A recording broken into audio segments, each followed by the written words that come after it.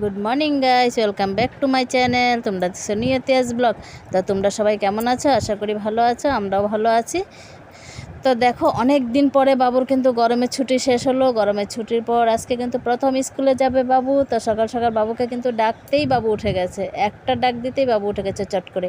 আর উঠেই কিন্তু বাবু বাথরুমে চলে গেছে। বাবু বাথরুমে চলে গিয়ে একদম সুন্দর করে হাত মুখ ধুয়ে চলে এসছে, তাই না বাবু? একদম সুন্দর করে চলে এসছে।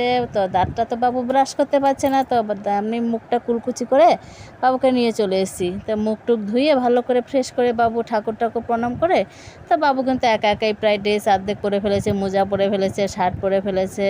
তারপরে দেখো, আমি এদিকে প্যান্টটা বাবুকে পরিয়ে দিচ্ছি, যেহেতু প্যান্টটা বাবু একা একা পরতে পারবে না, তাই বাবুকে আমি পরিয়ে দিচ্ছি প্যান্টটা।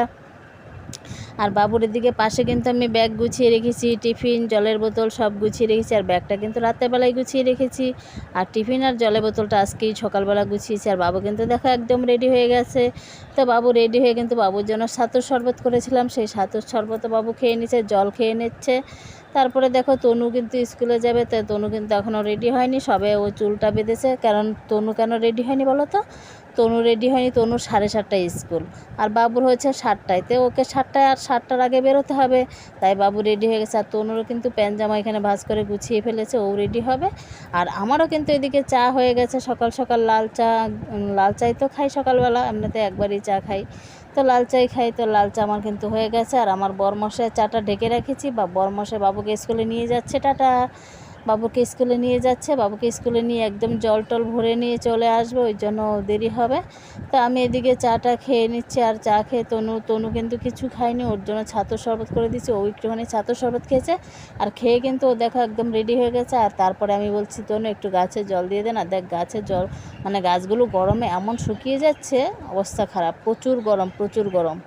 তো এদিকে প্রচণ্ড গরম। তোমরা আসাম থেকে যারা দেখছো, তো তারা তো ওদিকে তো বৃষ্টি হচ্ছে, বুঝতেই পারছি। তা আমি তো বাড়িতে ফোন করছি, বৃষ্টি হচ্ছে বলছে, বন্যা হয়ে যাচ্ছে। তা আমাদের এদিকে কিন্তু প্রচুর গরম। তো দেখো, তারপরে দেখো এদিকে চাটা খেয়ে আমি কিন্তু চলে এসেছি বিছানা গোছাতে। তো বিছানাটা সকাল সকাল দেখবে, বিছানা ঘর যদি সুন্দর গোছানো হয়ে যায় না, তখন দেখবে তোমার যেন অনেক কাজ কমে গেছে, তাই না?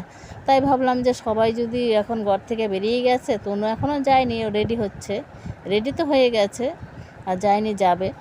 তো আমি এদিকে বিছানা গুছিয়ে নিচ্ছি, আর তনু কিন্তু এদিকে রেডি হয়ে চলে যাচ্ছে। তো দেখো, এদিকে বিছানাটা কিন্তু আমি বালিশটারি সুন্দর করে গুছিয়ে নিচ্ছি, এলোমেলো হয়ে যাচ্ছে। আর আজকে রাতে না মশারি টাঙাইনি, মশাটা একটু কম ছিল। আর মশারি টাঙালে হাওয়াও লাগে না, প্রচুর গরম। তাই ভাবলাম যে মশারি টাঙাতে, আজকে মশারি ওঠানোরও কোনো ব্যাপার ছিল না, শুধু বালিশ টালিশ গুছিয়ে। দেখো ফাইনালি আমার বিছানা ঝাড়া ঝোড়া গোছানো পরিষ্কার হয়ে গেছে। তো দেখতেই পাচ্ছ বিছানাটা গোছানো হয়ে গেছে। তারপরে দেখো, বাবু কিন্তু স্কুল থেকে চলে এসছে। আর বাবু স্কুল থেকে তখন 9টা বাজে, স্কুল থেকে চলে এসে কিন্তু বাবু খেলতে বসে গেছে, গাড়ি একদিকে আর একদিকে মোবাইল, বাবার মোবাইলটা নিয়ে বসে গেছে। আর আমিও কিন্তু সব কাজ টাজ, কাপড় জামা কেচে কুচে স্নান টান করে একবারে চলে এসেছে। বাবু কিন্তু আমার আদর খাচ্ছে, দেখো ও মুখটাকে কেমন করেছে, দেখতেই পাচ্ছ। তো বাবু আমার আদর টাদর খেয়েও কিন্তু এদিকে খেলা করছে একা একা। আর ওর বাবা কিন্তু তখন কাজে যায়নি, স্নান টান করছে। আর আমি এদিকে রান্না বসিয়ে দিয়েছি। তো আজকে রান্না কি হয়েছে সেটাও দেখাবো তোমাদের। কি হয়েছে, কাটাকুটি তো কিছুই হয়নি সেরকম, তাই দেখাইনি। তারপর দেখো, এদিকে কিন্তু আমার ভাতও হয়ে গেছে, আর এদিকে প্রায় রান্না শেষ।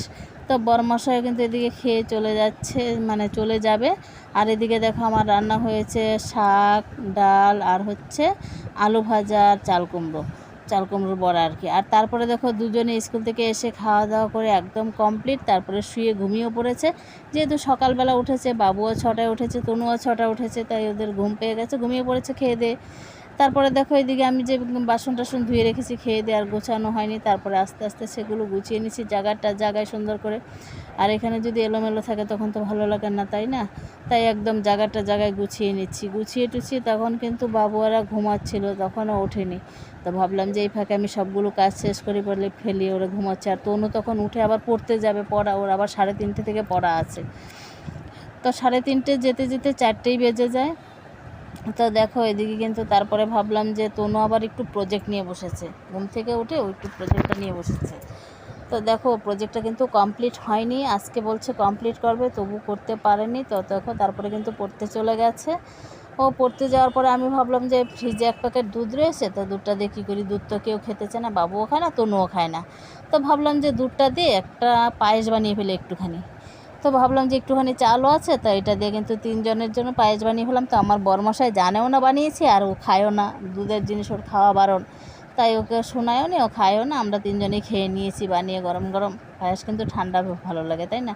তো তনু যেহেতু পড়তে গেছে, এসে তো ঠান্ডাই খাবে, তাই বানিয়ে রাখলাম। তারপরে দেখো এদিকে বাবুকে পড়তে বসাতে গেলাম। বাবু কিন্তু পড়াশোনা করতে চাইছে না, তো স্কুল থেকে কী কী হোমওয়ার্ক দিয়েছে সেগুলো আমি দেখছি, যে আগে কী কী দিয়েছে দেখে নিই, তারপরে তো ওকে করাবো। হোমওয়ার্কগুলো অন্তত শেষ করতে হবে, বাকি পড়া করুক আর চাই না করুক, তাই না? তো দেখো তারপরে কিন্তু তনু পড়া থেকে এসে টিফিন করেও কিন্তু আবার প্রজেক্টটা নিয়ে বসে পড়েছে। তো দেখো ওর প্রজেক্টটা কিন্তু এই পর্যন্ত হয়েছে, এখনও কমপ্লিট হয়নি, হবে, কমপ্লিট হলেও তোমাদের দেখাবো। তারপরে দেখো এই প্রজেক্টটা কত সুন্দর হয়েছে না। তো আজকের ভিডিওটা ছিল এই পর্যন্ত। যদি ভালো লাগে অবশ্যই লাইক, কমেন্ট, শেয়ার আর সাবস্ক্রাইব।